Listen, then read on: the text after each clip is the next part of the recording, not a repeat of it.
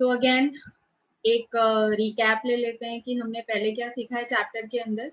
तो चैप्टर जो चल रहा है that is organisms and population, और इसमें हमने काफ़ी सारी चीज़ें ऑलरेडी सीख ली हैं, जैसे कि वी हैव लर्नड अबाउट किस तरीके के हायरार्किकल लेवल्स होते हैं starting from the individual organism up till the biosphere, कैसे वो बेसिक मेजर यूनिट्स बनती जाती हैं।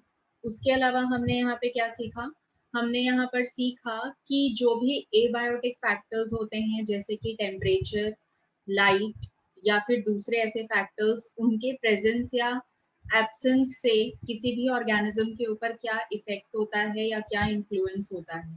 ठीक है, ये सारी बातें हम कर चुके हैं। इसके अलावा हमने क्या सीखा, हमने लास्ट का जो हमारा लेक्चर था उसमें हमने पॉपुलेशन के बारे में स्टडी करना स्टार्ट किया था। तो basically what we started was called as branch of demography. जब भी पॉपुलेशन की पढ़ाई की जाती है तो उस ब्रांच ऑफ बायोलॉजी को हम डेमोग्राफी कहते हैं, वो हमने स्टार्ट किया था। तो हमने स्टार्ट किया कि पॉपुलेशन एट्रीब्यूट्स जो होते हैं, ग्रुप ऑफ इंडिविजुअल की क्या क्या क्वालिटीज होती हैं जो कि किसी भी इंडिविजुअल ऑर्गेनिज्म के पास नहीं होती, ये सारी चीज़ों को हमने पढ़ना शुरू किया था। ऑलराइट, तो उसी को हम कंटिन्यू करेंगे।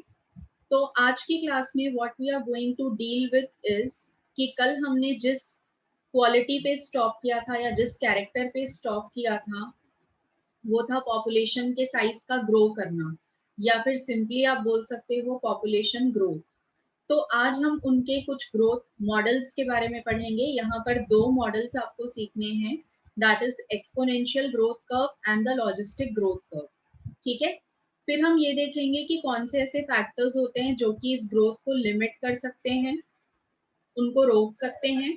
इसके अलावा we have a look at the Darwinian fitness, कि डार्विन के अकॉर्डिंग जो सर्वाइवल ऑफ द फिटेस्ट उन्होंने एक स्टेटमेंट दिया था, उस स्टेटमेंट को हम जस्टिफाई करेंगे। हम ये सीखेंगे कि वहाँ पे उस फिटेस्ट ऑर्गेनिज्म का एक्चुअल मीनिंग क्या है।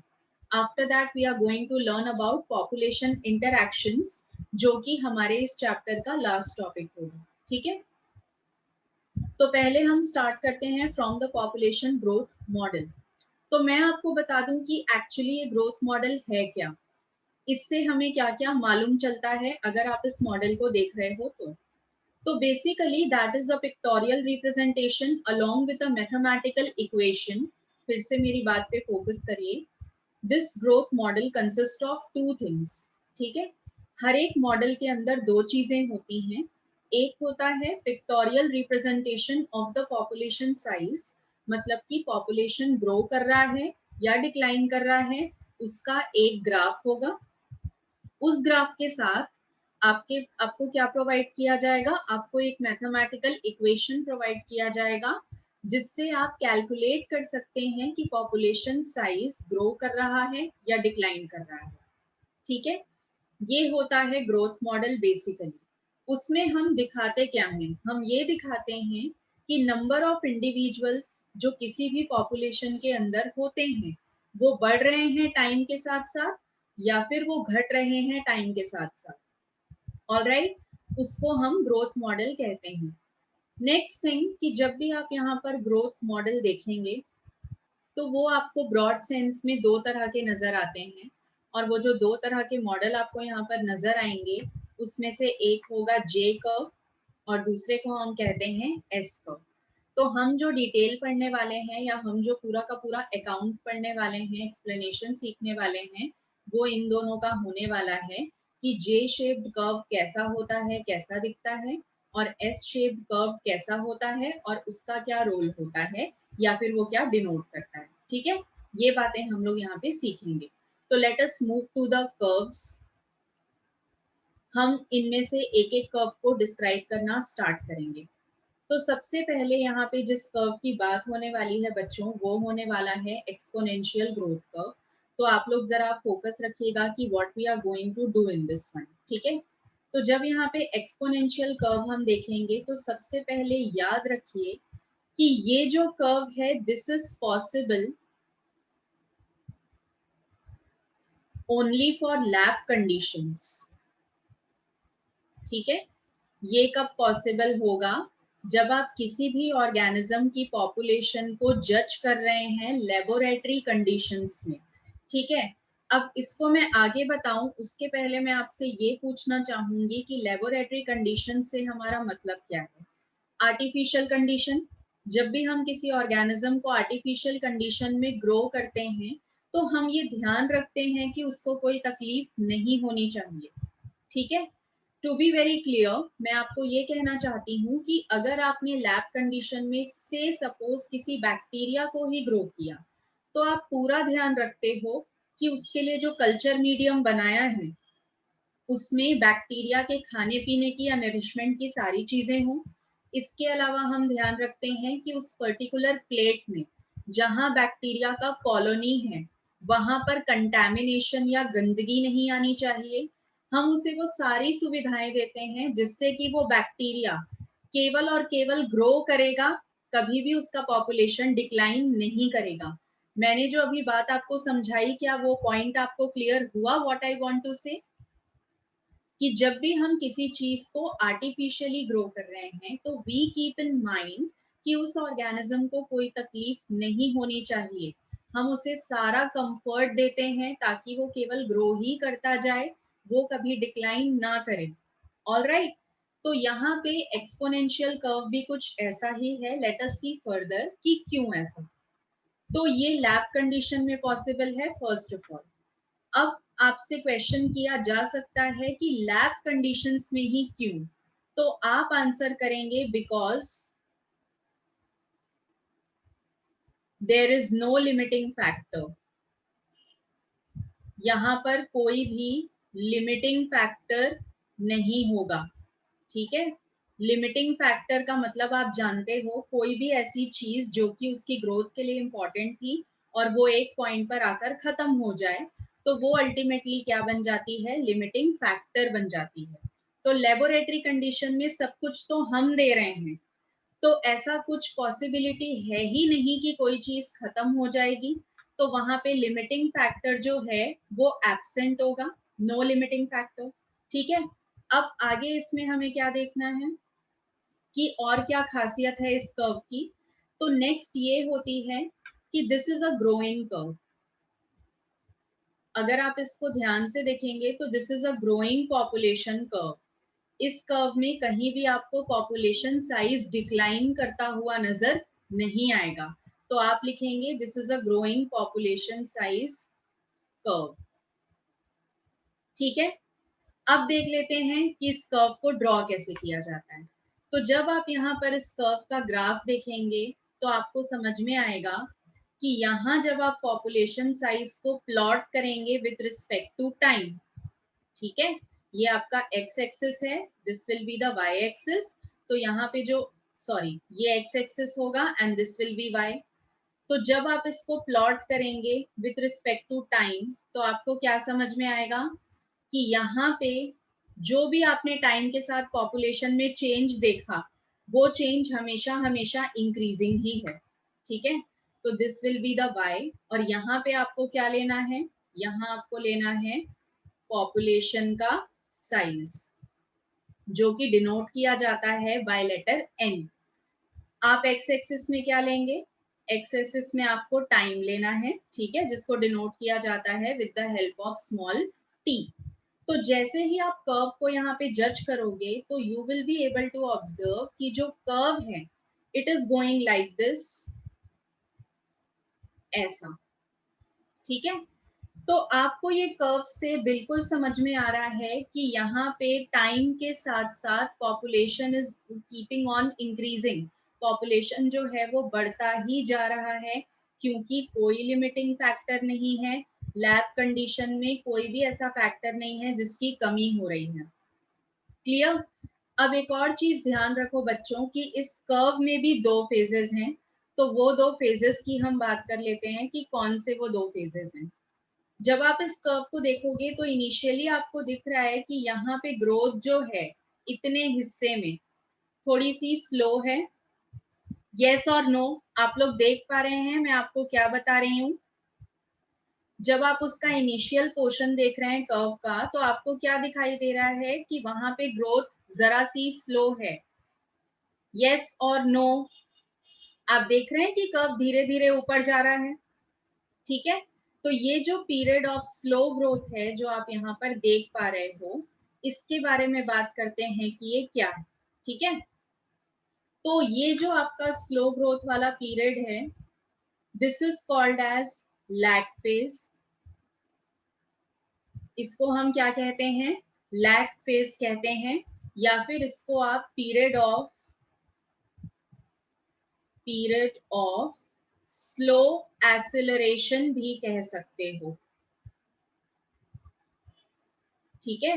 It is commonly called as lag phase, but अगर आप बहुत टेक्निकल सेंस में जा रहे हैं then you can call it period of slow acceleration. Clear. अब मैं आपको बताती हूँ कि इनिशियली ये जो ग्रोथ है ये धीमा धीमा क्यों चल रहा है। जब आप ओरिजिन से इस ग्राफ को देखना शुरू करोगे बच्चों, तो आपको पता है, आप इमेजिन करो, ठीक है, कि कल्चर प्लेट है, उसमें बैक्टीरिया को हमने प्लॉट किया। तो जब हम बैक्टीरिया को प्लॉट करेंगे तो क्या वो कल्चर प्लेट उसका नेचुरल हैबिटेट है? मुझे बस हाँ या ना बताइए। जो कल्चर प्लेट आपने लैब में बनाया, क्या वो बैक्टीरिया का नेचुरल हैबिटेट है? Is it? ऑब्वियसली नॉट, ठीक है, वो बैक्टीरिया का नेचुरल हैबिटेट नहीं है। तो जब आप उसको नेचुरल हैबिटेट से निकाल के किसी दूसरे जगह पर लेकर जा रहे हो, तो any living organism needs some time to adjust. समझ में आई बात? अब आप बैक्टीरिया को ना लें, आप खुद को ले लें। आपको आपके घर से निकाल के किसी फ्रेंड के घर पे शिफ्ट किया गया है, या आप किसी नई जगह पर चले गए हो जहां से आप फेमिलियर नहीं थे, तो will you all take some time to adjust? सभी को टाइम लगता है। ऐसा तो नहीं है कि हम किसी नए घर में गए हैं और हमें पहले से पता है कि हाँ ये बेडरूम है, ये हॉल है, ये किचन है। ऐसा नहीं होता है। हमें उस प्रॉपर जगह को समझने में थोड़ा सा टाइम लगता है, and that is the thing जो बैक्टीरिया भी करेगा जब आप उसको कल्चर प्लेट में लाएंगे। तो जैसे ही आप उसको कल्चर प्लेट में लेके आएंगे, तो बैक्टीरिया वहां पे थोड़ा सा टाइम लेगा एडजस्ट होने के लिए। जैसे ही उसको समझ में आ जाएगा कि इस प्लेट में कंडीशंस क्या हैं, वैसे ही वो अपनी ग्रोथ रेट को इंक्रीज कर देगा। तो इनिशियली जब बैक्टीरिया एडजस्ट हो रहा है, एट दैट वेरी मोमेंट आपको क्या समझ में आएगा कि वहां पे जो ग्रोथ है that is slow, lag phase चल रहा है। बाद में आप क्या देखेंगे, बाद में आप देखेंगे कि जैसे ही बैक्टीरिया एडजस्ट हो चुका, या कोई भी लिविंग ऑर्गेनिज्म जब एडजस्ट हो चुका होता है, तो वो अपना ग्रोथ रेट इंक्रीज करता है। तो यहाँ पे आप देख रहे हैं कि ग्रोथ रेट जो है, ग्रोथ रेट इज इंक्रीजिंग, ठीक है। आपको यहाँ पे क्या समझ में आएगा कि जो ग्रोथ रेट है बाद में दैट इज इंक्रीजिंग। तो जैसे ही ग्रोथ रेट बढ़ना स्टार्ट होता है बच्चों, तो ये बढ़ता ही जाता है। अब ये कभी भी डिक्लाइन नहीं करेगा। रीजन ये है कि यहाँ पर कोई लिमिटिंग फैक्टर नहीं होता, कोई ऐसी चीज नहीं है जो इसकी ग्रोथ को स्टॉप कर सके। इनिशियली बस उसको थोड़ा सा टाइम लगा एडजस्ट करने में, लेकिन जब आप बाकी का पूरा कर्व देखोगे तो आप ये देखोगे कि यहाँ पे तो इसकी ग्रोथ में स्टॉप लगाने वाला कोई फैक्टर नहीं है। तो ये जो ग्रोइंग पीरियड वाला आपका पार्ट है कर्व का, इस पर्टिकुलर पार्ट को हम क्या कहते हैं? इसको हम कहते हैं exponential phase. This is called as exponential phase, या फिर आप इसको कह सकते हो period of rapid growth, period of fast growth, या फिर जो भी आप कहना चाहें। सारे टर्म्स यहाँ पर सिनोनिमस हैं। तो basically it is called as exponential phase, ठीक है। इसको हम लॉग फेज भी कहते हैं। It is also called as log phase. तो ये दोनों में से कोई भी टर्म आप यूज करिए, दैट इज कंप्लीटली करेक्ट। तो एक्सपोनेंशियल फेज या लॉग फेज जो है that is a period of rapid और स्पीडी ग्रोथ, और इसके बाद उस पर्टिकुलर ऑर्गेनिज्म की पॉपुलेशन में कोई भी डिक्लाइन आप नहीं देखेंगे, ठीक है। तो यहाँ तक आप लोगों को बातें क्लियर हो गई क्या? Is this curve clear to everyone कि ये कर्व क्या बताता है और इसके जो दो पार्ट्स हैं वो आपको क्या डिनोट करते हैं? गुड। तो इसके बारे में कुछ और भी बातें मैं आप लोगों को बता दूं। अगर आप इस कर्व का शेप देखोगे बच्चों, तो it will appear like J. तो इसको हम जे शेप्ड कर्व भी कहते हैं। This is called as J shaped curve. Clear? अगली बात कि हम इसके लिए मैथमेटिकल इक्वेशन भी निकाल सकते हैं। अगर आप चाहते हैं कि मैं इस कर्व को तो देख के समझ गया या समझ गई कि पॉपुलेशन साइज जो है वो बढ़ता जा रहा है, लेकिन मुझे कैलकुलेट करना है कि कितने नंबर ऑफ इंडिविजुअल बढ़े या कितने नंबर ऑफ इंडिविजुअल घटे, तो उसके लिए आप यहाँ मैथमेटिकल इक्वेशन का इस्तेमाल कीजिए। ठीक है? तो जब आप मैथमेटिकल इक्वेशन का यूज करेंगे तो आपको एक मैग्नीट्यूड मिल जाएगा कि कितने इंडिविजुअल बढ़ गए या कितने इंडिविजुअल घट गए। इस कर्व में तो आपको इंडिविजुअल्स का जो नंबर है वो बढ़ा हुआ ही नजर आएगा। तो let us see the equation. यहाँ जो इक्वेशन यूज होती है वो यूज होती है dn अपॉन dt। ठीक है? अब d का मतलब तो आप समझ ही गए होंगे, इतनी गणित तो सभी को आती होगी, ऑल्दो हम बायो वाले हैं, लेकिन हमें ये स्मॉल d का मतलब तो समझ में आता है, हाँ या ना? Do you know the meaning of this small d? If yes then tell me कि ये स्मॉल d जो है ये क्या डिनोट करता है? Yes, very good Kartik. इसका मतलब है डिफरेंशिएटेड वैल्यू है ये, ठीक है? और ये आपको डिनोट करती है चेंज। इसका मतलब क्या निकलता है? चेंज। ठीक है, वेरी गुड निकिता। तो आप सबको ये बातें पता हैं, अभी तक आप समझ गए हो। फाइन, तो हम कैरी ऑन करते हैं। तो इस इक्वेशन में भी सेम चीज आप देखेंगे, change in population size, n का मतलब पॉपुलेशन साइज होता है। चेंज इन टाइम, टाइम के साथ साथ ही पॉपुलेशन का साइज बढ़ेगा या घटेगा, तो आपको अल्टीमेटली दोनों चीजों का यहाँ पर चेंज देखना है, चाहे वो पॉपुलेशन साइज का हो या फिर वो टाइम का हो। अब ये किसके बराबर पाया जाएगा? तो ये बराबर पाया जाएगा birth rate per capita minus death rate per capita. ठीक है? Which will be ultimately multiplied by what? Birth rate और डेथ रेट समझते हैं? Okay, I came to know about, एक इंफॉर्मेशन मिली मुझे संग्राम से। कार्तिक, आपने 11th में मैथ्स लिया था? Is it? हाँ, फिर आपने क्यों छोड़ दिया? वाई सो? चलो इसके बारे में बाद में बात करेंगे, अभी हम कैरी ऑन करते हैं। ओ, ऐसे ही, ठीक है। ओके, तो यहाँ पे आपका ये जो ग्राफ है या जो इक्वेशन की हम बात कर रहे हैं उस इक्वेशन पे आ जाते हैं वापस। तो यहाँ birth rate per capita minus death rate per capita which will B multiplied by the original population size. ठीक है? तो आपको पता चलेगा कि चेंज कितना हुआ। अब यहाँ पे कौन सी चीज क्या है वो मैं आपको बता दूं। तो यहाँ पे n stands for population size, ये पॉपुलेशन का साइज है। T stands for टाइम,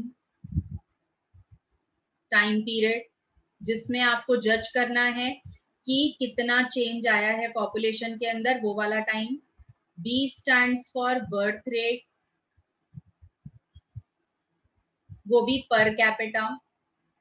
ठीक है? And D stands for death rate, and death rate भी जो होगा वो कैसा होगा? Per capita. क्लियर? तो ये सारे डिनोशंस मैंने आपको दे दिए। और ये वाला जो n है बच्चों, this is initial population size. मतलब जैसे अभी 5 लोग रह रहे हैं, तो 5 लोग टाइम के साथ बढ़ते जाएंगे, तो आपका इनिशियल नंबर तो 5 इंडिविजुअल का ही हुआ, तो उसको आप यहाँ पुट अप करोगे। This is original population size. तो क्या यहाँ तक किसी को कुछ भी समझने में कोई भी प्रॉब्लम है? Is there any issue to anyone? Any problem to anyone understanding the exponential growth curve? No. तो इसमें और भी कुछ बाकी है, अभी ये पूरा समाप्त नहीं हुआ है, तो देख लेते हैं कि अभी और क्या कर सकते हैं इसके अंदर। ठीक है? ये जो नोट्स हैं ये आप लोग रिकॉर्डिंग से लेंगे। आगे देखिए कि हम क्या और मॉडिफिकेशन यहाँ कर सकते हैं। अभी अभी हमने यहाँ पे इस कर्व के लिए एक इक्वेशन देखा था, और वो जो इक्वेशन यहाँ पे हमने देखा था वो ऐसा था, change in population size upon change in time period, which was equals to birth rate minus death rate multiplied by original population size। ठीक है बच्चों, अब देखो कि यहाँ पे जो आपका ये b माइनस डी है, b minus d, that is equal to small r, और ये जो स्मॉल r है इसका मतलब क्या है, इसका मतलब होता है रिप्रोडक्टिव पोटेंशियल। ठीक है, इसका मतलब क्या होता है, रिप्रोडक्टिव पोटेंशियल। अब मैं आपको रिप्रोडक्टिव पोटेंशियल का मतलब समझा दूं। देखो, आपको ये चीज बहुत अच्छे से मालूम है कि कोई भी पॉपुलेशन कब बढ़ेगी, जब बर्थ रेट अपने पीक पॉइंट पे होगा। यस और नो, आप लोग को ये बताते जाना है मेरे साथ साथ जो मैं आपको बोल रही हूँ। कोई भी पॉपुलेशन कब इंक्रीज करेगी, when birth rate will be at the peak point. Agree? ठीक है। सेकेंड, आप जानते हैं कि बर्थ रेट अपने पीक पॉइंट पे कब होगा, जब उस पॉपुलेशन में रहने वाले सारे लोग अपनी मैक्सिमम रिप्रोडक्टिव कैपेसिटी का यूज कर रहे हों। हाँ या ना, बताइए जल्दी से।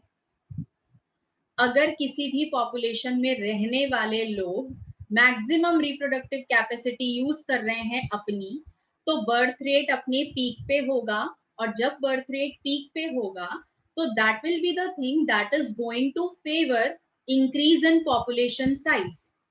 ठीक है, तो यही बात आपको यहाँ पर रिप्रोडक्टिव पोटेंशियल बताता है। जब सारे इंडिविजुअल अपनी रिप्रोडक्शन कैपेसिटी को मैक्सिमम यूज करेंगे, that is when exponential growth curve will come.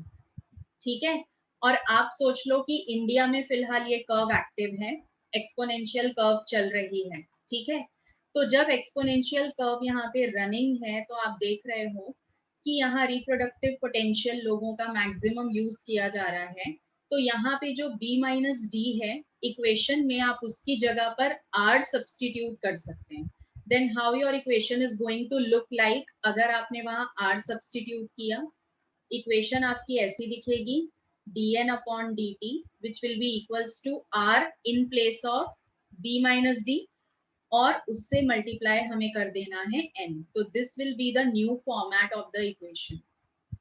ठीक है, तो आपके पास एक तो ये इक्वेशन आपको याद रखनी है, दूसरी ये कि जब आपने वहां पर रिप्रोडक्टिव पोटेंशियल सब्सटीट्यूट कर दिया। सेकेंड थिंग, इस इक्वेशन का एक और भी फॉर्म होता है। तो इसका एक और फॉर्म क्या होता है, वो होता है कि आप इसको लिख सकते हैं population size at time t will be equal to original population size log of reproductive potential at time t। ये भी एक इक्वेशन होती है। ठीक है, तो जब आप एनसीईआरटी की किताब के अंदर झांकेंगे तो आपको ये सारी इक्वेशंस वहां मिलेंगी। अब देखिए, this equation is in terms of log, this is in terms of log या लॉगरिदम। जानते हैं ना, कोई नहीं जानता बट कार्तिक को पता होगा और सभी को मालूम होगा। लॉगरिदम तो आप सुन चुके हैं अपनी लाइफ में, उसका एक टेबल भी आपने देखना सीखा होगा। तो अगर उस तरीके की वैल्यूज आपके साथ हैं कि लॉग के फॉर्मेट में आपको सॉल्व करना है, तो you can use this one, जो लास्ट वाला आपका इक्वेशन है। ठीक है, तो दिस वाज ऑल अबाउट जिसको हम कहते हैं एक्सपोनेंशियल ग्रोथ कर्व। याद रखो बच्चों कि ये ग्रोथ कर्व तब एक्टिव होगी जब पूरे रिसोर्सेस अनलिमिटेड हैं। ठीक है, ये भी एक कंडीशन आप यहाँ पे लिख सकते हो, this is possible when resources are unlimited, resources are unlimited. और आपको पता है कि ये वाली कंडीशन नेचुरली नहीं हो सकती, तो ये कंडीशन हमेशा लेबोरेटरी में कैरी ऑन होती है या आर्टिफिशियली आती है। तो अब आप लोगों को एक्सपोनेंशियल ग्रोथ कर्व में कोई भी प्रॉब्लम है, anyone is having any doubt, तो आप पूछ सकते हो, नहीं तो फिर हम लॉजिस्टिक ग्रोथ कर्व पे जाएंगे। Anyone is having any problem, जल्दी से बताइए यस या नो। और इसके जो नोट्स हैं ये आप लोग रिकॉर्डिंग से ले सकते हो। No, fine. Then let us proceed. आगे हम दूसरे ग्रोथ मॉडल पे चले जाते हैं या दूसरा ग्रोथ कर्व देखते हैं। तो दूसरा जो हमारा ग्रोथ कर्व होता है वो कौन सा होता है? लॉजिस्टिक ग्रोथ कर्व होता है। तो let us talk about it कि ये लॉजिस्टिक ग्रोथ कर्व क्या है। तो यहाँ पे भी आपको बातें जरा ध्यान से सुननी है। अब ये ग्रोथ कर्व कब चलेगा? वहां पे रिसोर्सेस अनलिमिटेड थे, तो यहाँ पे जस्ट उसका ऑपोजिट आप यहाँ पे लिखेंगे, this is possible when resources are limited. यहाँ पे रिसोर्सेस की कमी हो जाएगी।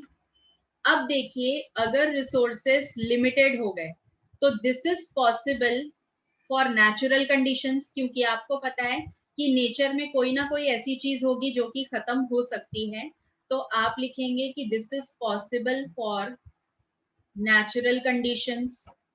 नेचर में चलेगा, ये नेचुरली होगा। ओके। तीसरी बात जो आपको यहाँ पता चलेगी कि यहाँ पर अगर कोई भी फैक्टर खत्म हो गया या किसी भी फैक्टर ने पॉपुलेशन साइज को बढ़ने से रोक दिया तो वो लिमिटिंग फैक्टर बन जाएगा, हाँ या ना?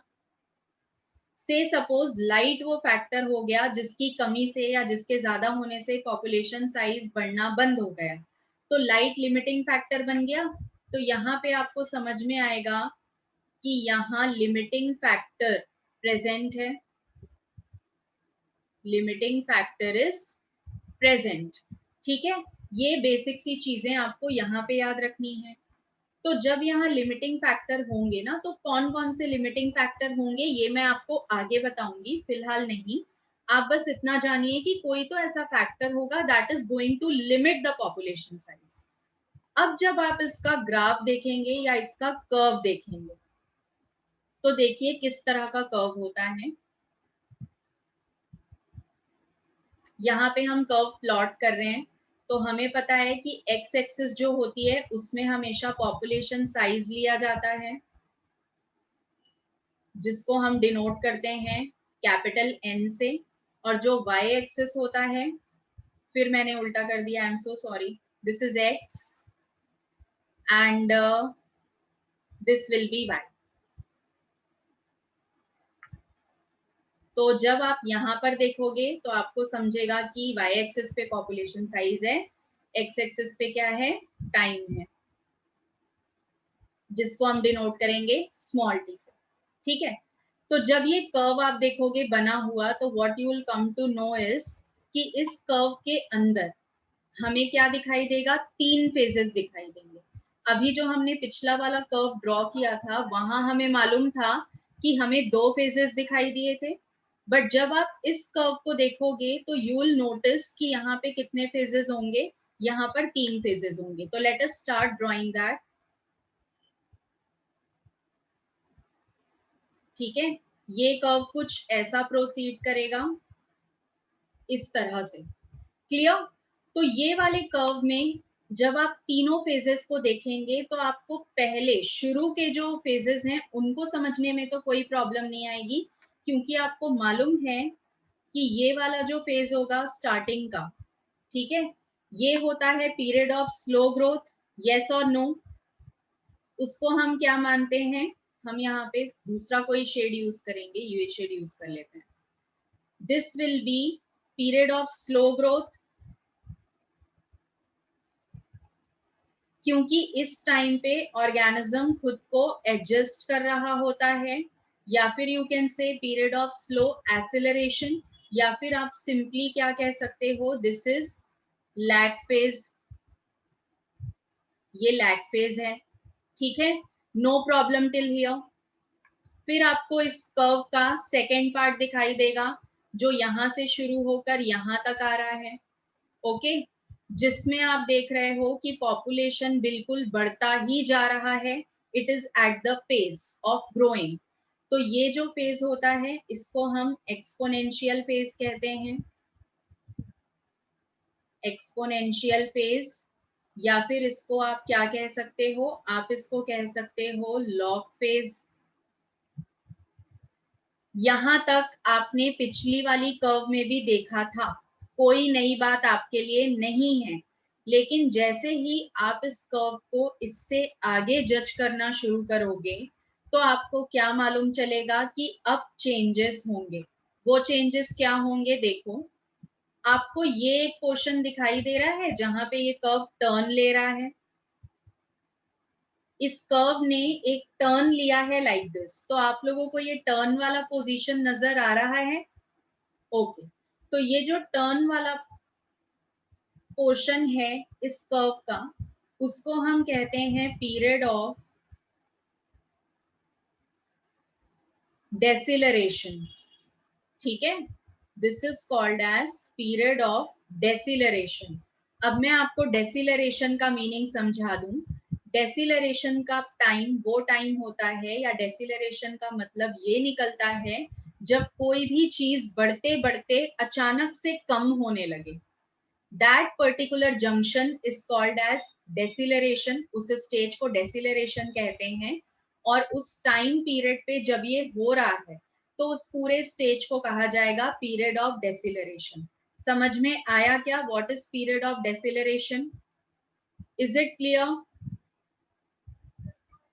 फाइन। अब जब ये पीरियड ऑफ डेसिलरेशन आ गया तो व्हाट वील नोटिस कि यहाँ पे जो अभी तक का इंक्रीज हो रहा था that has taken a stop. उसने अपने आप पर एक रोक लगा ली है। तो अब देखते हैं कि इस कर्व में आगे क्या होने वाला है।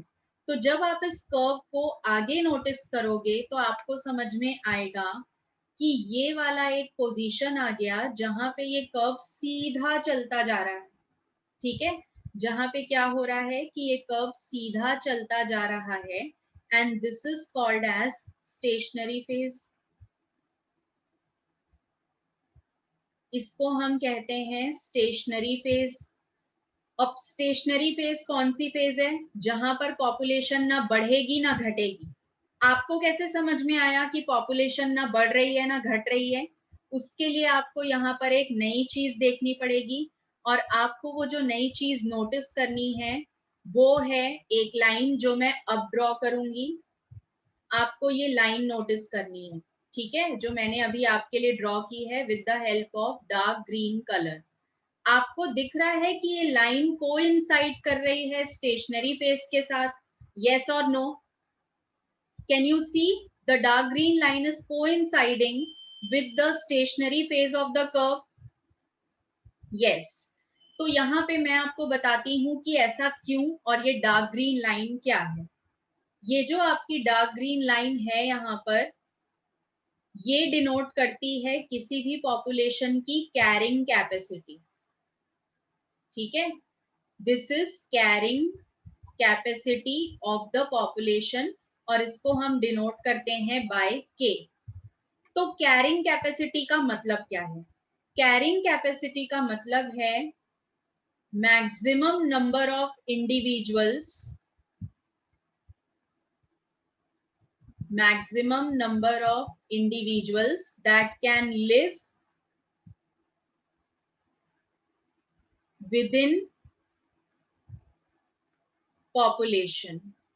किसी भी पॉपुलेशन के अंदर लोगों का वो मैक्सिमम नंबर जो वहां हो सकता है, मतलब उससे ज्यादा और लोग नहीं रह सकते उस पॉपुलेशन के अंदर, उस मैक्सिमम नंबर को क्या कहा जाता है? किसी भी पॉपुलेशन का कैरिंग कैपेसिटी कहा जाता है। समझ में आया what is carrying capacity? Carrying capacity का मतलब है under given environmental conditions during a particular period of time the maximum number of individuals that can exist, वो होती है उस पॉपुलेशन की कैरिंग कैपेसिटी। तो ये जो डार्क ग्रीन लाइन है ये कैरिंग कैपेसिटी है। Now what you can see in the graph is कि जैसे ही पॉपुलेशन स्टेशनरी फेज में गया तो उसका जो कर्व है वो कैरिंग कैपेसिटी से कोइंसाइड कर गया। इसका मतलब ये है कि अब ये पॉपुलेशन ना तो बढ़ रही है और ना ही ये पॉपुलेशन घट रही है। ठीक है, इसका मतलब हुआ कि स्टेशनरी फेज में ना तो पॉपुलेशन बढ़ रही है ना घट रही है। अब आप मुझसे पूछेंगे कि मैम ये पॉपुलेशन डिक्लाइन करेगी या नहीं करेगी? तो मेरा आपको जवाब होगा बच्चों कि ये पॉपुलेशन जरूर डिक्लाइन करेगी। ठीक है, ये पॉपुलेशन जरूर डिक्लाइन करेगी। आई गेस ये क्वेश्चन दिव्या का है। दिव्या ये आपने क्वेश्चन किया है? ओके फाइन, तो वेट दिव्या आ रहे हैं, उस पॉइंट पे भी हम अभी पहुंच रहे हैं, ठीक है। तो ये आप लोगों को समझ में आया कि यहाँ पे कोइंसाइड हो गई हैं दोनों कर्व। अब मैं आपको बता रही थी कि ये जो कोइंसाइड हुए हैं उससे आपको समझ में आया कि इस पॉइंट पर ना तो पॉपुलेशन बढ़ रही है ना तो पॉपुलेशन घट रही है, and this is the only reason या this is the only thing या स्टेज जिसको हम एसिम्प्टोट कहते हैं, ठीक है। दिस इज द पॉइंट, ये वाला हिस्सा, इसी को क्या कहा जाता है? This is considered to be asymptote, मतलब जो ये स्टेशनरी फेज वाला आपका हिस्सा है। तो ये जो एसिम्प्टोट है ये आपको डिनोट करता है that population is neither increasing nor decreasing. अब coming back to my question, कि अगर आप मुझसे पूछेंगे कि मैम क्या ये पॉपुलेशन कभी घटेगा, तो देखो, किसी भी पॉपुलेशन के अंदर स्टेशनरी फेज आ जाना यही सबसे पहला साइन होता है कि पॉपुलेशन अब घटेगा, ठीक है। तो देखो ये हम आ जाते हैं अपने ग्राफ पे। तो जब आप देख रहे हो कि कर्व इस तरीके से गया और उसने एक स्टेशनरी फेज ले लिया, तो अब वो आगे नहीं जा सकता, now it is going to come down, कुछ इस तरह से वो नीचे उतरेगा। समझ में आ रहा है? और जब ये कर्व नीचे उतरने लगता है तो ये वाला जो पोर्शन होता है इसको हम कहते हैं पीरियड ऑफ डेक्लिनेशन, ठीक है। This is called period of decline या फिर you can call it period of declination. समझ में आया क्या बच्चों? जो आपका ये कर्व है ये जरूर डेक्लिनेशन की तरफ जाएगा, क्योंकि जब कोई भी चीज स्टेशनरी हो जाती है तो दैट डिनोट्स की population now is going to decrease, क्योंकि उसने अपना एक्सपोनेंशियल फेज तो पहले ही अचीव कर लिया, तो अब वो और ऊपर तो नहीं जा सकता, अब वो हमेशा कहाँ जाएगा? नीचे जाएगा। तो यहाँ तक की सारी बातें आप लोगों को समझ में आई हैं? क्या इतनी बातें सबको समझ में आ गई? इतनी चीजों में किसी को कोई भी प्रॉब्लम है तो पूछिए। नो प्रॉब्लम, ठीक है। चलो फिर आगे कुछ और बातें देखते हैं इस कर्व के बारे में। जब इस कर्व को आप ध्यान से देखोगे तो इसका शेप आपको कैसा दिख रहा है? What is the shape you are able to notice? किस तरह का शेप आपको यहाँ पे दिख रहा है, जल्दी से बताइए। कौन सा शेप आप देख पा रहे हो यहाँ पे? S, very good. यहाँ पे जो शेप दिखाई दे रहा है वो कौन सा शेप दिखाई दे रहा है? वो दिखाई दे रहा है एस शेप। तो ये वाली जो कर्व है इसको हम कौन से शेप की कर्व बोलेंगे? इसको हम एस शेप कर्व बोलेंगे, ठीक है। तो let us write this few points जो कि यहाँ और आपको जानना है। This is called as S shaped curve. अब इस कर्व का अगर आप शेप देखोगे तो वो आपको सिग्मॉइड दिख रहा है, तो इसको हम सिग्मॉइड ग्रोथ कर्व भी कहते हैं। This is also called as sigmoid growth curve. जब भी आप किसी ऑर्गेनिज्म के पॉपुलेशन का साइज उसके नेचुरल हैबिटेट में देखोगे तो हमेशा यही वाला कर्व बनेगा, याद रखो, क्योंकि यहाँ लिमिटिंग फैक्टर्स होंगे, ठीक है। तो ये आप लोगों को याद रखना है। Now let us see the equation for this. यहाँ अगर आप इस कर्व का मैथमेटिकल इक्वेशन देखना चाहते हो, अगेन सेम थिंग, कि ग्राफ तो हम समझ गए बट हमें कैलकुलेट करना है कि कितने इंडिविजुअल जुड़ गए या कितने इंडिविजुअल पॉपुलेशन से एलिमिनेट हो गए। तो जब हमें ये जानना होगा तो हम इक्वेशन यूज करेंगे। तो इसका इक्वेशन बनता है कैरिंग कैपेसिटी के रिस्पेक्ट में, and that will B dn upon dt, जिसमें किसके बराबर ये पाया जाएगा? ये बराबर पाया जाएगा r which will be multiplied by n, ठीक है। और यहाँ आपको और भी चीज लेनी है, carrying capacity minus original population size upon carrying capacity, ठीक है। तो ये जो आपका इक्वेशन बना जो कि यहाँ से आप देख पा रहे हो, this will be the equation. अब यहाँ पे जो जो चीजें हैं आप सबका सिग्निफिकेंस जानते हैं। यहाँ पे n का मतलब पॉपुलेशन साइज है, t का मतलब टाइम पीरियड है, r stands for reproductive potential of the individual, K stands for carrying capacity, सब मालूम है आप लोगों को। तो this will be the equation जो अल्टीमेटली यहाँ आपको इस कर्व के लिए काम आएगा। समझ में आया? अब अगर आप लोगों को लॉजिस्टिक ग्रोथ कर्व में भी कोई प्रॉब्लम है तो पूछ सकते हैं आप लोग. Is there any issue to anyone? पूछ लो अपने डाउट्स लॉजिस्टिक ग्रोथ कर्व के. Is there any doubt to anyone? Yes, yes, no doubt. Okay, तो चलिए हम आगे जा सकते हैं. अब जब आप एनसीईआरटी देखेंगे ना बच्चों, तो आपको समझ में आएगा कि उसने क्या किया है. उसने अपनी किताब के अंदर है ना दोनों ग्राफ को एक साथ ड्रॉ करके कैरिंग कैपेसिटी से कंपेयर करके भी बताया है. तो मैं वो आपको बता देती हूँ शॉर्ट में कि उसने किस तरह का ग्राफ वहां पर यूज किया है. तो उसने ग्राफ कुछ ऐसा ड्रॉ किया हुआ है कि ये आपका y एक्सिस है जहां पे पॉपुलेशन साइज है, यहाँ पर टाइम पीरियड है जो कि x एक्सिस है. तो what he has done is कि यहाँ उसने एक स्ट्रेट लाइन शो की है जो कि कैरिंग कैपेसिटी है, और इस कैरिंग कैपेसिटी के रिस्पेक्ट में उसने दोनों कर्व एक साथ ड्रॉ किए. तो जब दोनों कर्व एक साथ बनेगा तो कुछ ऐसा दिखेगा कि ये आपका एक्सपोनेंशियल ग्रोथ कर्व जा रहा है जो कि बिल्कुल स्ट्रेट जा रहा है कैरिंग कैपेसिटी से भी ऊपर. इसका मतलब है कि पॉपुलेशन साइज बढ़ रही है. दूसरा उसने आपको शो किया है कि जब भी आप यहाँ पर देखेंगे लॉजिस्टिक ग्रोथ कर्व, तो logistic growth curve will go like this, ऐसा. ठीक है, तो यहाँ पे ये आपका लॉजिस्टिक ग्रोथ कर्व है और ये जो ऊपर वाला है दिस इज एक्सपोनेंशियल. उसने दोनों को एक साथ कंपेयर किया है with respect to carrying capacity. तो ये वाला ग्राफ आपकी किताब में है. आई गेस वो अब आप लोग इजीली समझ जाएंगे. फिर भी अगर आप लोगों को कोई प्रॉब्लम आती है तो आप पूछ सकते हैं. और उसने क्या किया है, उसने दोनों के इक्वेशंस लिख दिए हैं उसके साइड पे. ठीक है, तो have a look at that graph. आप उसको आप इजीली समझ जाओगे अगर आप इंडिविजुअली दोनों ग्राफ समझ चुके हो तो. क्लियर? अगला जो टॉपिक हमें जानना है that is limits to growth. मैंने अभी अभी आपको बताया कि कभी कभी ग्रोथ को लिमिट करने के लिए कुछ फैक्टर्स होते हैं. तो there are some of the factors जो पॉपुलेशन साइज को बढ़ने से रोक लेंगे, उनको हम लिमिटिंग फैक्टर कहते हैं. तो लिमिटिंग फैक्टर यहाँ दो तरह के हो सकते हैं. पहला होता है डेंसिटी डिपेंडेंट और दूसरा जो होता है that is density independent. Now let us see कि ये दोनों में अंतर क्या होता है. जब आप डेंसिटी डिपेंडेंट देखेंगे तो ये तभी ऑपरेट करेगा जब पॉपुलेशन किसी सर्टेन लेवल पे या सर्टेन इंक्रीज साइज पे पहुंच चुकी होगी. Before that I have a question.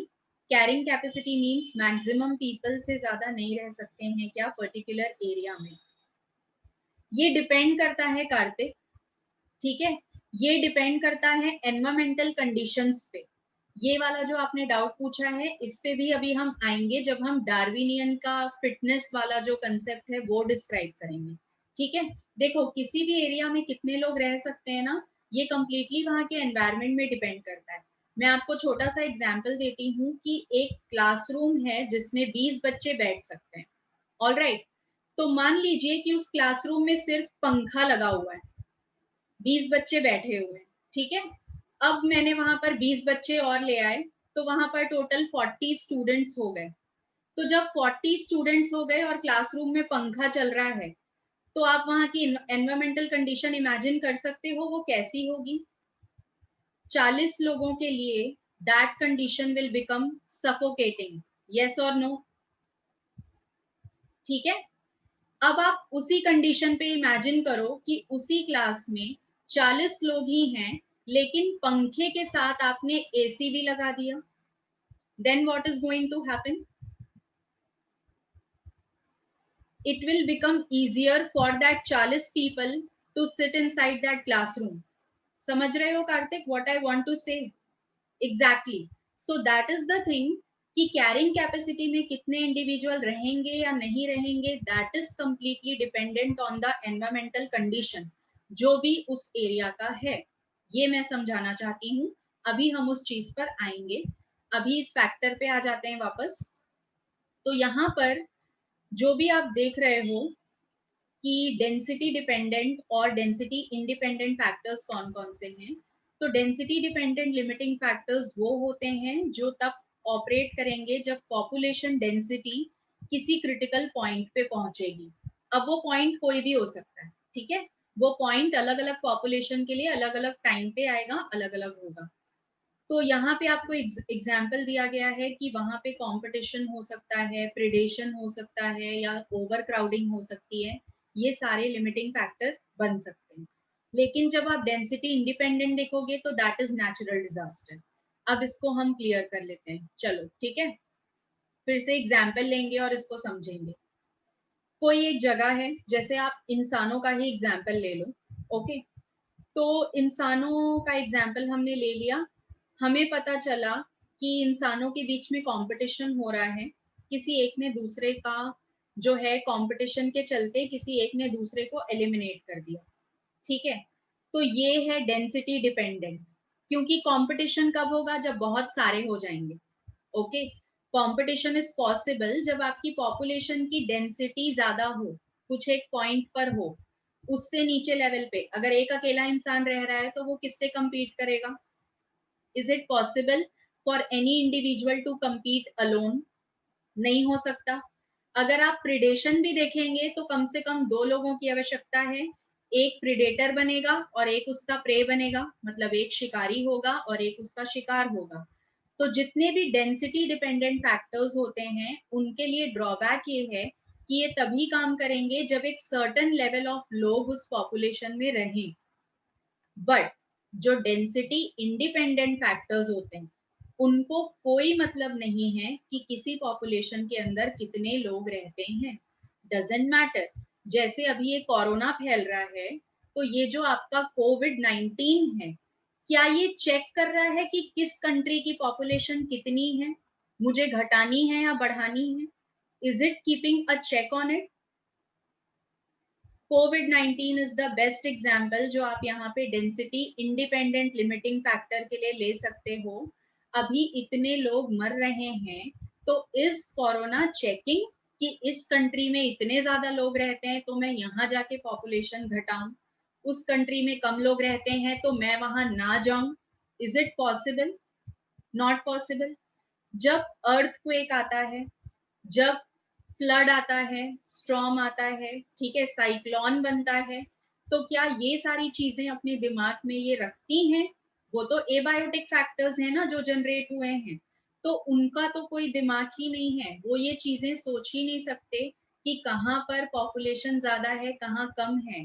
तो दैट इज अ फैक्टर जो कि डेंसिटी पे डिपेंड नहीं करता। तो is it clear to every one of you कि लिमिटिंग फैक्टर क्या है और वो डेंसिटी पे कैसे डिपेंड करेगा और नहीं करेगा? मेरे ख्याल से हमने इतने अच्छे एग्जाम्पल्स लिए हैं कि अभी तक तो वो बिल्कुल क्रिस्टल क्लियर हो गया होगा सबको। Fine, now let us move to दूसरी चीजें, यहाँ पे और भी बातें हमें अभी डिस्कस करनी है, उन पे चले जाते हैं। तो ये लिमिटिंग फैक्टर वाला जो आपको समझ में आया, अब याद रखो लिमिटिंग फैक्टर केवल और केवल कौन सी ग्रोथ कर्व में काम करेगा? अभी हमने दो ग्रोथ कर्व देखे, लिमिटिंग फैक्टर कहाँ पर काम करेगा, एक्सपोनेंशियल में या लॉजिस्टिक में?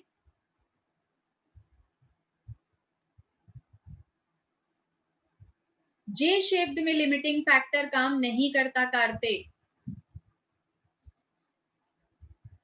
लॉजिस्टिक में काम करता है। यस, लॉजिस्टिक कर्व में काम करेगा। जे शेप्ड कर्व में तो पॉपुलेशन बढ़ती ही जाती है, वहां कोई लिमिटिंग फैक्टर नहीं होता है, ठीक है। तो वेरी गुड गर्ल्स, जितने लोगों ने भी लॉजिस्टिक आंसर दिया है, keep a track of it कि लिमिटिंग फैक्टर का जो कंसेप्ट है that is valid for logistic growth curve, not for J shaped curve. अब आगे आ जाते हैं, चलो ठीक है। लोचन, पैरासिटिज्म और हर्बीवोरी पे हम आएंगे, ओके, क्योंकि इसके बाद हम पॉपुलेशन इंटरैक्शन पढ़ेंगे तो वहां पे आपको पैरासिटिज्म और हर्बीवोरी के बारे में डिटेल में जानना है, तो वहां पे आते हैं, ठीक है। Now let us come to a short concept of population fitness के लिए जो कि डार्विन ने दिया था। ये बहुत इंपॉर्टेंट चीज है बच्चों, ऑल्दो काफी छोटा सा कंसेप्ट है yet it is quite important. तो हम जब भी पॉपुलेशन के बारे में पढ़ाई करते हैं तो हमें ये पता होना ही चाहिए। डार्विन का ये कहना था कि भाई जो भी सरवाइव करेगा यहाँ पे वो एनवायरमेंट के साथ रहने के लिए फिट है, ये आपने इवोल्यूशन में सीखा होगा, आपने वहां पे इसको सीखा होगा by the name of survival of the fittest, yes और नो, ठीक है। तो ये जो सर्वाइवल ऑफ द फिटेस्ट का कंसेप्ट है वो यहाँ रिप्रोडक्शन के कैपेसिटी से, पॉपुलेशन के साइज के बढ़ने घटने से रिलेटेड है। Late us see how. तो यहाँ जब आप देखोगे तो आपको समझ में आएगा कि डार्विन ने कहा था कि कोई भी इंडिविजुअल एनवायरनमेंट के साथ रहने के लिए फिट तब माना जाता है जब वो अपनी रिप्रोडक्टिव कैपेसिटी मैक्सिमम यूज करे, ठीक है।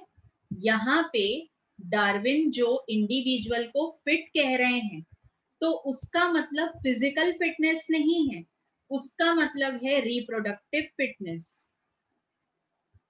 ठीक है। इसका मतलब क्या है, रिप्रोडक्टिव फिटनेस है। और रिप्रोडक्टिव फिटनेस इसीलिए है क्योंकि इसी की वजह से population size is growing to increase. समझ में आया बच्चों? देखो, डार्विन को अल्टीमेटली इस चीज से मतलब था कि किसी भी ऑर्गेनिज्म का पॉपुलेशन अगर बढ़ता जा रहा है तो वो सबसे फिट इंडिविजुअल है। और आप जानते हो कि अगर उसका पॉपुलेशन बढ़ा तो उसने अपनी रिप्रोडक्टिव पोटेंशियल को मैक्सिमम यूज किया है। तो दिस इज द कनेक्शन, ठीक है, दिस इज द कनेक्शन कि जो भी रिप्रोडक्टिवली फिट है उसकी पॉपुलेशन बढ़ेगी और वही इंडिविजुअल आपको मेजॉरिटी में नजर आएंगे कि वो एनवायरनमेंट के साथ इजीली रह पा रहे हैं। बट कोई भी इंडिविजुअल अपनी रिप्रोडक्टिव पोटेंशियल कितना यूज कर सकता है ये डिपेंड करता है उसके बायोटिक और एबायोटिक कंपोनेंट्स पे, ठीक है। जैसे कि लाइफ स्पैन, जैसे आप जानते हो कि कुछ ऑर्गेनिज्म ऐसे होते हैं जिनका लाइफ स्पैन काफी शॉर्ट होता है, जैसे कि मे फ्लाई। और कुछ ऐसे ऑर्गेनिज्म होते हैं जिनका लाइफ स्पैन काफी अच्छा खासा होता है, लंबा होता है, जैसे कि आप पैरट या टॉर्टोइस देख सकते हो। तो यहाँ पे आप देख सकते हो कि जो लोग ज्यादा जी सकते हैं उनकी पॉपुलेशन आपको ज्यादा समय तक सरवाइव करती नजर आएगी, यस और नो। जो लोग ज्यादा जी सकते हैं उनकी पॉपुलेशन आपको ज्यादा समय तक नजर आएगी, वो आपको ज्यादा फिट दिखाई देंगे, ठीक है, क्योंकि उनकी पॉपुलेशन ने ज्यादा टाइम तक सरवाइव किया है अपने एनवायरनमेंट के साथ। सेकेंड थिंग, ब्रीडिंग का जो प्रोसीजर होता है, कुछ होते हैं ऑर्गेनिज्म जो कि सीजनल ब्रीडर्स होते हैं, कुछ होते हैं जो कि कंटिन्यूअस ब्रीडर्स होते हैं। तो इनमें भी डिफरेंसेस हैं। जो कंटिन्यूअस ब्रीडर है ना उनकी पॉपुलेशन सीजनल ब्रीडर वालों से कोई खास कम नहीं रहती। अब मैं आपको बताती हूँ कैसे। आपने डॉग या कैट का ब्रीडिंग प्रोसेस ऑब्जर्व किया है? वो लोग सीजनल हैं, ठीक है। उनका एक पर्टिकुलर हीट पीरियड आता है जब वो लोग ब्रीडिंग फॉलो करते हैं, यस और नो। सो रहे हैं क्या सब? नहीं सो रहे हैं, ठीक है। तो आपने कैट या डॉग का ब्रीडिंग प्रोसेस अगर देखा है तो यू माइट हैव ऑब्जर्व कि उनके जो ऑफस्प्रिंग्स होते हैं ना हमेशा लार्ज नंबर्स में आते हैं, ये भी ऑब्जर्व किया होगा।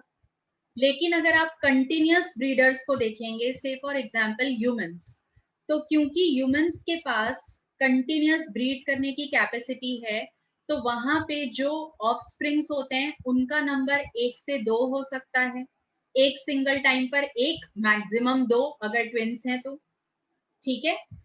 अब रेयर कंडीशंस होती हैं जिसमें ज्यादा भी ऑफस्प्रिंग्स हो सकते हैं but maximum you can say 2। तो यहाँ देखो, से सपोज किसी कंटिन्यूअस ब्रीडर ने 2 ब्रीडिंग प्रोसेसेस फॉलो करके 4 ऑफस्प्रिंग्स प्रोड्यूस किए, ठीक है। तो वहीं जब आप सीजनल वाले को देखोगे तो उसने तो एक ही ब्रीडिंग प्रोसेस फॉलो करके 4 ऑफस्प्रिंग्स को बैलेंस कर दिया। Can you see the concept यहाँ पे क्या एक्टिव हो रहा है? पॉपुलेशन किसी की भी कम या ज्यादा नहीं हो रही है, ठीक है। नेचर ने सबको एडवांटेज दिया है, नेचर ने सबको एक ऐसा तरीका दिया है जिससे वो अपने एडवर्सिटीज के साथ कोप अप कर सकते हैं। वैसा ही कुछ ऑफस्प्रिंग के केस में है कि जो बड़े ऑर्गेनिजम्स होते हैं वो सिंगल टाइम पर कम ऑफस्प्रिंग बनाते हैं, जबकि जो छोटे ऑर्गेनिजम्स होते हैं वो सिंगल टाइम में काफी सारे ऑफस्प्रिंग्स बनाते हैं। तो ये सब कुछ इसीलिए है ताकि किसी भी ऑर्गेनिज्म के साथ नाइंसाफी ना हो, उनको ऐसा ना लगे कि हम छोटे हैं तो हमारी कोई वैल्यू नहीं है, हम बड़े वालों के साथ एडजस्ट नहीं कर पा रहे हैं या जी नहीं पा रहे हैं। तो ऐसा कोई भी फैक्टर यहाँ एक्टिव नहीं होता है। तो ये ओवरऑल कंसेप्ट था डार्विन का कि हर एक organism has got some of the benefit from the nature, जिससे वो अपने आप को फिट साबित कर सकता है। Is it clear to everyone? Darwinian का जो फिटनेस कंसेप्ट है ये समझ में आ गया सबको? Fine. Now let us have a look eight interaction. Population interaction की बात करेंगे बच्चों।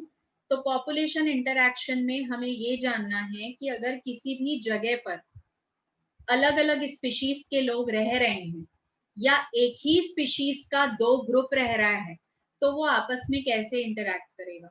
ठीक है, तो इंटरैक्शन किसी भी तरह से हो सकता है, या तो वो इंटरैक्शन खाने के लिए हो सकता है, या तो वो इंटरैक्शन ब्रीडिंग या रिप्रोडक्शन के लिए हो सकता है, इंटरैक्शन माइग्रेशन के लिए भी हो सकता है, या फिर किसी दूसरे तरीके के से भी हो सकता है।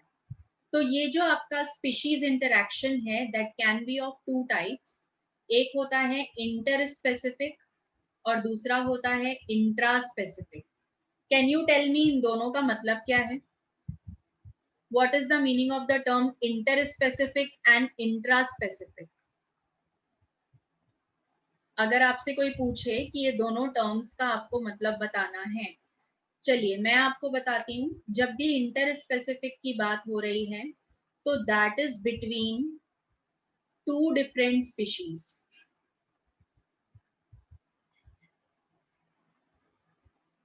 यहाँ पर जब भी हम इंटर स्पेसिफिक इंटरैक्शन की बात करेंगे तो that is a interaction between two different species. जबकि अगर आप इंट्रा स्पेसिफिक देखेंगे तो that is between two groups of same species. ठीक है, यहाँ पे क्या होगा? That is between two groups of same species. समझ में आया ये बात? तो दो तरह की चीजें यहाँ पे एक्टिव होंगी। एक होगा बिटवीन टू डिफरेंट स्पीशीज और दूसरा होगा between two groups of same species. अब ये बात क्लियर हुई? ये आप लोगों ने अपने स्कूल में भी देखा होगा, इंटर स्कूल कॉम्पिटिशन होता है, इंट्रा स्कूल रहता है। तो दैट इज मतलब क्या हुआ कि अगर दो अलग अलग स्कूल्स हैं तो दैट गोज फॉर इंटर, और अगर एक ही स्कूल के विद इन है तो दैट इज इंट्रा। तो सेम थिंग यहाँ पे आपको याद रखनी है कि अगर दो अलग अलग स्पीशीज हैं उनके बीच में इंटरैक्शन है तो वो इंटर स्पेसिफिक है। अगर एक ही स्पीशीज के दो अलग अलग ग्रुप हैं उनके बीच में इंटरैक्शन है तो वो होगा इंट्रा स्पेसिफिक। क्लियर? अब यहाँ पर अलग अलग मेथड्स भी होते हैं इंटरैक्ट करने के। इंटरैक्ट करने का न्यूट्रल तरीका होता है जिसमें दोनों में से किसी भी स्पीशीज को कोई बेनिफिट नहीं होता, दोनों बराबर रहते हैं। नेगेटिव इंटरैक्शन होता है जिसमें एक को फायदा होगा दूसरे को नुकसान होगा। और तीसरा होता है पॉजिटिव। पॉजिटिव जब आप देखेंगे तो उसमें दोनों के दोनों स्पीशीज को ही फायदा होता है। ठीक है, तो आपको ये न्यूट्रल, नेगेटिव और पॉजिटिव इंटरैक्शन क्लियर है? बहुत आसान है इसका मीनिंग। जब दोनों में से किसी भी स्पीशीज को कोई बेनिफिट नहीं हो रहा है, कोई लॉस भी नहीं हो रहा है, तो वो न्यूट्रल इंटरैक्शन है। ठीक है, नेगेटिव इंटरैक्शन में एक को फायदा होगा एक को नुकसान होगा, एक हारेगा एक जीतेगा। पॉजिटिव इंटरैक्शन में दोनों को बराबर फायदा होगा।